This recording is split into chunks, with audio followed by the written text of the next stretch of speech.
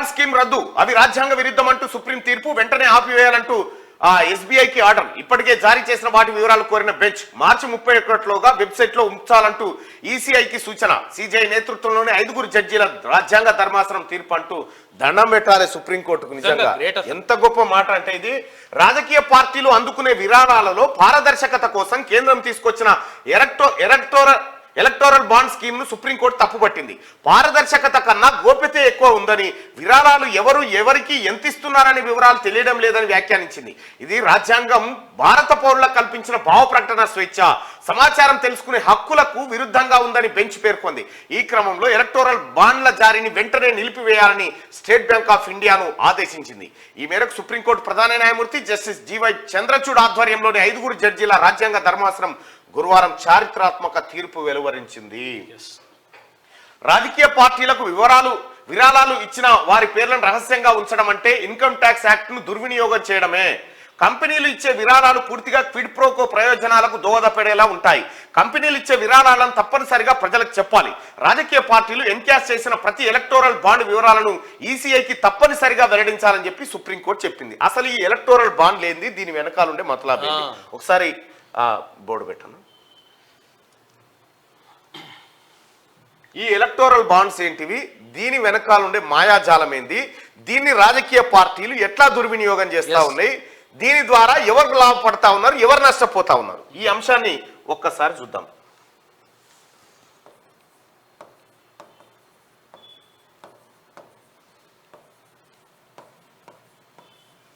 మన LIC bond అసలు అనుకోరాదు. ఇది ఒక మాట చెప్పాలంటే ఎల్ఐసి అయితేనే మళ్ళీ రిటర్న్ అట్లా కాదు. ఇవి కార్పొరేట్ కంపెనీలు ఉన్నాయి, అంబానీ, అదానీ, మేఘా, గ్రీన్కో, ఇటువంటి కంపెనీలు ఏవైతే కార్పొరేట్ కంపెనీలు ఉన్నాయో ఇవి ఏం చేస్తాయంటే బీజేపీ, కాంగ్రెస్, బీఆర్ఎస్ ఇక ఇతర పార్టీలు ఉన్నాయి కదా, పొలిటికల్ పార్టీలు. ఈ పార్టీలకు ఏం చేస్తాయంటే వీళ్ళ కంపెనీల నుంచి పైసలు ఇస్తారు. పైసలు ఎట్లా ఇస్తారు? మీ పార్టీ ఎన్నికల్లో పోటీ చేస్తుంది కదా, మీ పార్టీ ఖర్చుల కోసం ఇగో నేను 1000 కోట్లు ఇస్తున్నా అని అంబానీ చెప్తాడు. 1000 కోట్లు. అయితే ఈ 1000 కోట్ల రూపాయలు ఈయన అకౌంట్ నుంచి ఆయన అకౌంట్ కు డైరెక్ట్ ట్రాన్స్ఫర్ అయ్యేటట్టు కాదు. విషయం ఏంటంటే SBI, state bank of India దగ్గర బాండ్స్ ఉంటాయి, ఎలక్టోరల్ బాండ్స్ అనేటివి ఉంటాయి, కాగితాలు. ఆ కాగితాలని అంబానీ కంపెనీ పోయి ఇగో నాకు ఒక 1000 కాగితాలు కావాలని కొంటాడు. ఎవరి పేరు మీద కావాలి కాగితాలంటే ఈ కాగితాలు బీజేపీ వాళ్ళకు పోయేటాడు చూడు. ఈయన 1000 కొనంగానే ఏం చేస్తారంటే ఇవి 1000 కోట్లు అయి ఉంటాయి. ఈ 1000 కోట్లు తీసుకొచ్చి బీజేపీ బ్యాంక్ అకౌంట్ లో జమ చేస్తుంది ఎస్బీఐ. ఎవరేసిరో తెలియదుగా, ఎందుకు వేసిరో తెలియదు. ఈ 1000 కోట్ల రూపాయలు తీసుకున్నటువంటి Bharatiya Janata party, Congress party, BRS party ఏం చేస్తాయి? అదానికి ఓ తాన భూములు కావాలి, అదానికి ఒక ఇంకేమైనా కావాలంటే ఈజీగా చేసి పెడతాయి అన్నట్టుగా. ఇది క్విడ్ ప్రోకో. క్విడ్ ప్రోకో అంటే నేను నీకు పైసలు ఇస్తా, నువ్వు నాకు పని చేసి పెట్టు, అంతే. ఇది క్విడ్ ప్రోకో అంటారు. ఈ రకంగా ఈ ఎలక్టోరల్ బాండ్ అనేది రీసెంట్ గా తీసుకొచ్చారు. దీని ద్వారా ఇప్పుడు భారతీయ జనతా పార్టీ దగ్గర 6000 కోట్ల రూపాయలు జమైనాయి. 6000 కోట్ల రూపాయలు జమైనాయి. కేసీఆర్ దగ్గర 1000 కోట్ల రూపాయలు జమైనాయి టీఆర్ఎస్ పార్టీ దగ్గర. ఇట్లా కాంగ్రెస్ పార్టీ దగ్గర కూడా కొంత అమౌంట్ జమైంది, ఆమ్ ఆద్మీకి జమైంది. ఈ పార్టీలన్నీ, రాజకీయ పార్టీలన్నీ దొంగతనంగా కంపెనీల దగ్గర వసూలు చేస్తున్న డబ్బు ఇది, అంతే. అయితే దీన్ని సుప్రీంకోర్టు ఏం చెప్పింది? 5 సభ్యుల ధర్మాసనం, అందులో ముఖ్యంగా చీఫ్ జస్టిస్ ఆఫ్ ఇండియా, వాళ్ళంతా కూడి ఇది తప్పు, ఇది ఇన్కమ్ ట్యాక్స్ యాక్టును దుర్వినియోగం చేస్తుంది, ఇన్కమ్ ట్యాక్స్ చట్టాలను దుర్వినియోగం చేస్తుంది, భావ ప్రకటన స్వేచ్ఛ. ముఖ్యంగా దీనివల్ల ఆర్టికల్ 19 ఎలక్టోరల్ బాండ్ల ద్వారా ఏం జరుగుతుంది? కంపెనీలు, రాజకీయ పార్టీలు,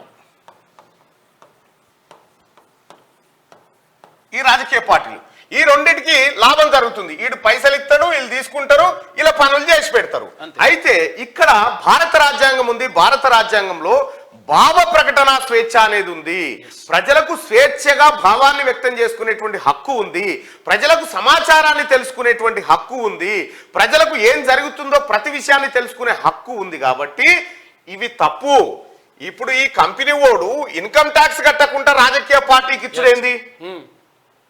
అది ఉల్లంఘనే కదా. అది ఉల్లంఘన అని చెప్పి 5 సభ్యుల ధర్మాసనం అభిప్రాయపడి దీన్ని కొట్టేసింది. ఈ ఎలక్టోరల్ బాండ్లు దీన్ని కొట్టేసి ఇక రద్దు.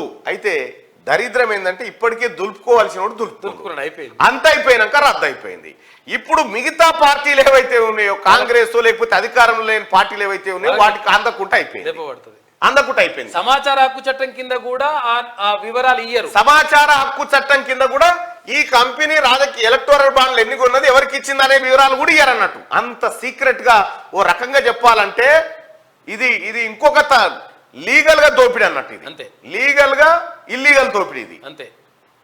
సో దీన్ని రద్దు చేసింది. తద్వారా ఏమైందంటే ఇప్పుడు కేసీఆర్ ఏం చేసిండు, ఈడ ప్రాజెక్టుల పేరు మీద రీడిజైన్లు, ప్రాజెక్టుల పేరు మీద లక్షల కోట్ల రూపాయలు ఖర్చు పెట్టిండు. తీసుకోని ప్రతిమకి చేసిండు, తీసుకొని 7 లక్షల కోట్లు అప్పయింది. ఏం చేసిండు, ఈ అప్పు తీసుకొచ్చి ఏం చేసిండు, మేఘా ఆ తర్వాత ఇతర కంపెనీలు ఉన్నాయి కదా, ఈ కంపెనీలకు ప్రాజెక్టులు ఇచ్చిండు. ప్రతిమ, ఎల్ఎన్టీ, ఈ కంపెనీలకు ఇచ్చిండు.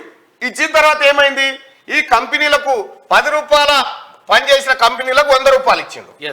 ఇచ్చేమైంది, వీళ్ళు ఏం చేసిరు, వీళ్ళు 50 రూపాయలు తిని 50 రూపాయలు మళ్ళీ కేసీఆర్ బీఆర్ఎస్ పార్టీకి ఎలక్టోరల్ బాండ్లు కొని ఇచ్చేసారు. అంటే ఈడికేని పైసలు ఈడికెళ్ళి మళ్ళీ ఈడికి పోయినాయి అన్నట్టు. ఇగో ఈ రకమైనటువంటి దోపిడీ జరుగుతూ ఉంది. ఇది పూర్తిగా రాజ్యాంగ విరుద్ధం అని చెప్పి ధర్మాసనం నిన్న సీరియస్ అయ్యి దాన్ని కొట్టేసింది. అయితే ఇది ఇవ్వడమే కాదు, ఎవరిచ్చిండ్రో అసలు యాక్చువల్గా దానికి వివరాలు, అంటే వీళ్ళు ఎవరిచ్చిండ్రు, ఏ కంపెనీ నుంచి వచ్చినాయని కూడా తెలియదుగా. అంత సీక్రెట్ గా మెయింటైన్ చేసేటువంటి ఒక కార్యక్రమం.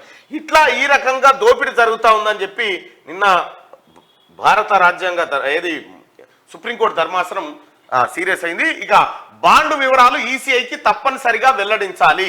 ఎలక్షన్ కమిషన్ కి తెలవాలి, ప్రతి సామాన్య పౌరుడికి తెలవాలి. ఈ దేశంలో ఏ కంపెనీ ఏ దానికి ఎందుకు విరాళం ఇచ్చింది, దానివల్ల అందుకు పొందిన ప్రయోజనం ఏందనేది. ఎవడన్నా పుణ్యానికి పైసలు ఇస్తాడా? అంతే.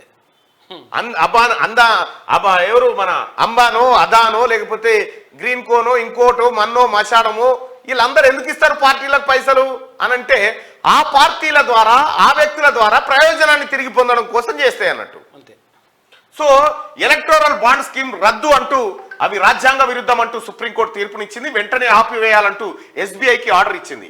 ఇప్పటికే జారీ చేసిన వాటి వివరాలను కోరిన బెంచ్ ఇప్పటికే ఎవరెవరు జారీ చేసిరు. అయితే ఇప్పుడు జారీ చేసిన వాళ్ళ వివరాలు బయటకు వస్తే ఏ కంపెనీ ఎంతెంత ప్రయోజనాలు పొందింది, ఏ కంపెనీ ఎవరిని జోకిందని తెలిసిపోతుంది. మార్చి 31లోగా వెబ్సైట్ లో ఉంచాలంటూ ఈసీఐకి సూచన.